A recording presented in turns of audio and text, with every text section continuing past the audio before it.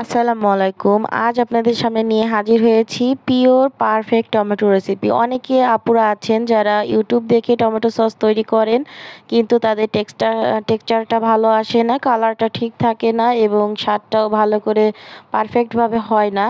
এই জন্যই আজ আমি আপনাদের টমেটো সস তৈরি করে দেখাবো একদম সব কিছু পারফেক্টভাবে। এখানে কালার, টেক্সচার এবং স্বাদে কোনো হেরফের হবে না। একদম পুরোটা পারফেক্টভাবে আমি কিভাবে তৈরি করতে হয় সেটাই আপনাদের আজ দেখাবো। আসলে টমেটো সসটা আমাদের সকলের ঘরে খুবই প্রয়োজনীয় একটি খাবার। এটা কিন্তু সন্ধ্যা স্ন্যাক্সে সবারই খুব প্রয়োজনীয়। এটা ছাড়া স্ন্যাক্স কিন্তু চলেই না। এটা কিনতে গেলে দোকানে প্রচুর টাকা দাম পড়ে যায়, কিন্তু ঘরে যদি আপনি তৈরি করেন একদম অল্প খরচে, খুবই কম খরচে, ঘরে থাকা সামান্য কিছু জিনিসপত্র উপকরণ দিয়ে কিন্তু আপনি এটা তৈরি করে নিতে পারেন। একদম ন্যাচারাল পিওর টমেটো এবং স্বাস্থ্যসম্মতভাবে কিন্তু আপনি ঘরে তৈরি করে এটা বাচ্চাদের খাওয়াতে পারেন। এটা করে স্বাস্থ্যের জন্যও ভালো এবং টাকাটাও বাঁচলো। এই টমেটো সসটা তৈরি করা খুবই সোজা। চলুন কথা না বাড়িয়ে আমরা মূল প্রসেসে চলে যাই। দেখুন আমি এখানে একদম লাল টকটকা কিছু টমেটো নিয়ে নিয়েছি। আপনারা যদি এইভাবে একদম লাল পাকা টকটকে টমেটো নেন তাহলে কিন্তু আপনাদের কোনো রকম কোনো ফুড কালার এখানে দেওয়ার প্রয়োজন নেই। আর আপনারা যদি একটু সাদা টমেটো ব্যবহার করেন তাহলে কিন্তু কালারটা ভালো আসবে না এবং এখানে আপনাকে food colour, red food colour যেটা, ওটা কিন্তু দিতে হবে। দেখুন এবারে আমি টমেটোটা একটা ছুরির সাহায্যে কেটে নিচ্ছি। ছুরি, বটি যে যেভাবে সুবিধা সেভাবে কিন্তু টমেটোটা কেটে নিতে পারেন। আর টমেটোটা যে এভাবেই কাটতে হবে এমন কোনো শর্ত সাপেক্ষ নেই। আপনারা আপনাদের পছন্দ অনুযায়ী যেভাবে খুশি টমেটোটা কেটে নিতে পারবেন। যেহেতু টমেটোটা সেদ্ধ করতে হবে সেহেতু টমেটোটা যেভাবে খুশি আপনি কেটে নিতে পারেন।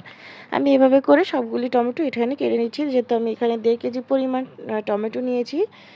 দেখুন এই 1.5 কেজি টমেটোর সঙ্গে আমি এখানে 2টা পেঁয়াজ মোটা সাইজ করে কেটে নিয়েছি। কিছু রসুনের কোয়া, বড় যে রসুনের কোয়া আছে ওইটার আমি 5টা 6টা দিয়ে দিয়েছি এবং খুবই সামান্য হাফ ইঞ্চির মতো আমি একটু আদা ছোটো ছোটো স্লাইস করে দিয়ে দিয়েছি। এবারে আমি এটাকে ঢাকনা দিয়ে ঢেকে কিছুক্ষণ এটাকে সেদ্ধ করে নিব। আমি কিন্তু কোনো রকম কোনো পানি দিব না, টমেটো থেকে অনেকটা পরিমাণে পানি বের হবে। এটাকে দেখুন আমি 10 মিনিটের মতো লো আঁচে পানি ছাড়াই সেদ্ধ করে নিয়েছি। যেহেতু টমেটো নরম সবজি, এটা কিন্তু খুব দ্রুতই সেদ্ধ হয়ে যাবে। দেখুন এই যে টমেটোর যে শরীর থেকে পানিটা বের হয়েছে এই পানিটা দিয়ে আমি পুরোটা সেদ্ধ করে নিয়েছি। আমি এভাবেই আরও 2 মিনিটের মতো একটু রান্না করে নিব। দেখুন খুন্তি দিয়ে প্রেস করলে কিন্তু টমেটো গলে যাচ্ছে। এ পর্যায়ে আর 2 মিনিটের মতো এটাকে রান্না করে আমি ঢাকনা দিয়ে ঢেকে রাখবো এবং টমেটোটা পুরোপুরি ঠান্ডা করে নিব। দেখুন আমি একটু প্রেস করে করে দিচ্ছিলাম। এই যে দেওয়ার পরে এই যে ঢাকনা দিয়ে এবারে ঢেকে আমি এটাকে পুরোটা ঠান্ডা করে নিব। দেখুন আমার এখানে এবারে পুরোটা ঠান্ডা হয়ে গেছে টমেটোগুলো। এবারে আমি কিন্তু এখানে একটা ব্লেন্ডারের জার নিয়ে নিয়েছি। এই ব্লেন্ডারের জারে আমি পেস্টটা করে নিব। ব্লেন্ডারের জারে অবশ্যই ঠান্ডা করে টমেটোটা পেস্ট করবেন। দেখুন আমার এখানে পেস্ট করা হয়ে গেছে। এবারে আমি একটা চালনির সাহায্যে টমেটোর যে পেস্টটা এটা আমি চেলে নিব। দেখুন আমি যে পাত্রে টমেটোর সসটা তৈরি করব সেই পাত্রেই একবারে আমি এটাকে টমেটোর যে পিউরিটা ওটা বের করে নিয়েছি। এই টমেটোর পিউরিটা যখন আমি চেলেছি তখন কিন্তু এর ভেতর থেকে অনেকটা পরিমাণে বের হয়েছে। দেখুন বিচি, খোসা এগুলি কিন্তু বের হয়েছে, এগুলো ফেলে দিতে হবে। আর বাদবাকি যে পিউরিটা এটা আমি এখন নিয়ে যাব রান্নায়। দেখুন আমি এটা চুলাতে বসিয়ে দিয়েছি। এবারে এটা দিয়ে দেবো আমি 1 চামচের কম একটু লবণ। আমি এখানে পুরোপুরি 1 চামচ দিইনি, কিছুটা একটু তুলে নিয়েছি। আর আমি এখানে দিয়ে দেবো 1 চামচ লাল মরিচের গুঁড়া। টমেটো সসটা কিন্তু একটু ঝাল ঝাল হয়, এজন্য 1 চামচ দিতে হবে এবং দিয়ে দেবো আমি 1 কাপ চিনি।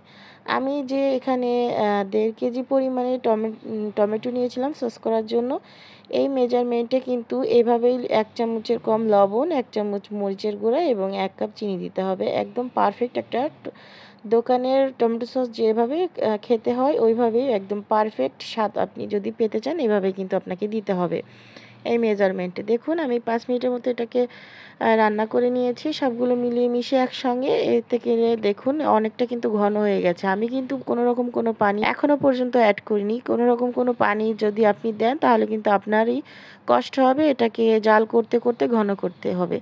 দেখুন আমি এটা আরও 5 মিনিট রান্না করে নিয়েছি। আমার এটা কিন্তু আরও অনেকটাই ঘন হয়ে গেছে, দেখলেই বুঝতে পারবেন। দেখুন আমি কিন্তু একটু চামচের সাহায্যে উঠিয়ে দেখিয়ে দিচ্ছি। এবারে আমি এখানে দিয়ে দেবো 1/2 চামচ বিট লবণ। এই বিট লবণটা দিতে হবে, কারণ দিলে একদম দোকানের মতো পারফেক্ট স্বাদ পাবেন এবং খুব সুন্দর একটা ফ্লেভার বের হবে।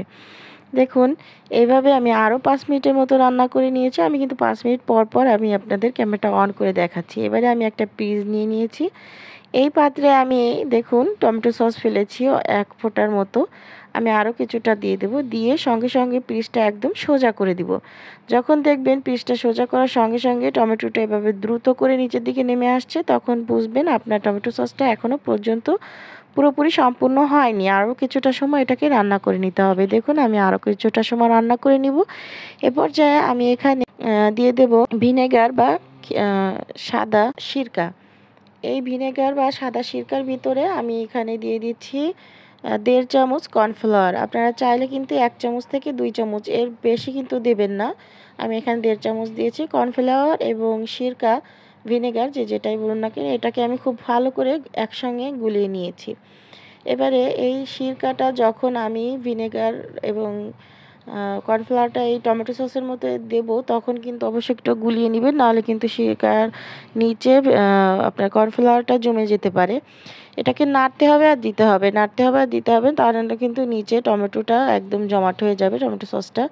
দেখুন এভাবে নেড়ে চেড়ে কিন্তু এটাকে মিলিয়ে নিতে হবে। অবশ্যই চুলার আঁচটা লোতে রাখবেন আর নাড়তে থাকবেন, অনবরত এটাকে নেড়ে চেড়ে মিলাতে হবে।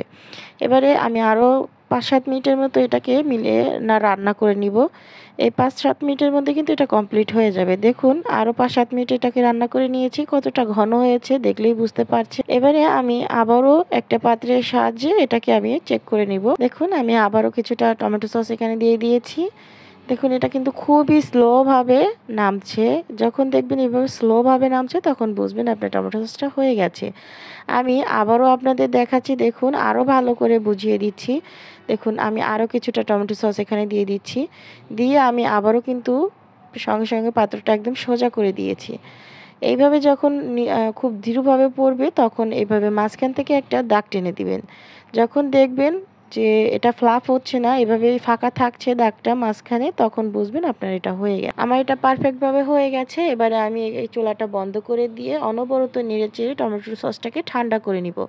এটা যদি নেড়েচেড়ে ঠান্ডা না করেন, তাহলে কিন্তু মোটা একটা সরের লেয়ার পড়বে, এটা কিন্তু অনেকটা সস নষ্ট হবে।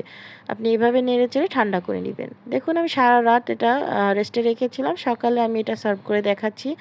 আমি এখানে যে পুরনো যে আমার টমেটো সসের পাত্রটা ছিল, পটটা, ওটাতেও রেখেছি এবং কাঁচের জারেও রেখেছি। আপনাদের দেখানোর জন্য আমি এখানে একটা কাঁচের বাটিতেও রেখেছি। এইভাবে সুন্দর করে যদি আপনি বাসায় টমেটো সস তৈরি করতে পারেন, তাহলে কিন্তু আপনার আর বাইরে কেনার দরকার নেই।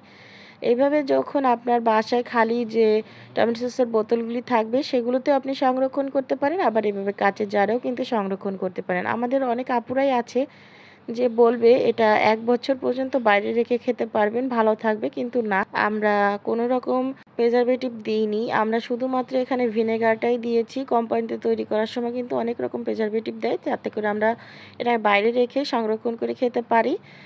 আর এটা কিন্তু অবশ্যই ফ্রিজে রাখতে হবে, যেহেতু শুধুমাত্র ভিনেগার দেওয়া আর বাকি কিছুই দেওয়া নেই। অবশ্যই নর্মাল ফ্রিজে রেখে এটাকে খেতে পারবেন। এটা 2-3 মাস পর্যন্ত আপনারা এটা সংরক্ষণ করতে পারবেন ফ্রিজে। সামনেই রমজান মাস, আপনারা কিন্তু এটা আজই তৈরি করে রেখে দিতে পারেন এবং ইফতারিতে প্রত্যেক দিন স্ন্যাক্সের সাথে এটা খেতে পারেন। সবাই ভালো থাকবেন, সুস্থ থাকবেন। আসসালামু আলাইকুম।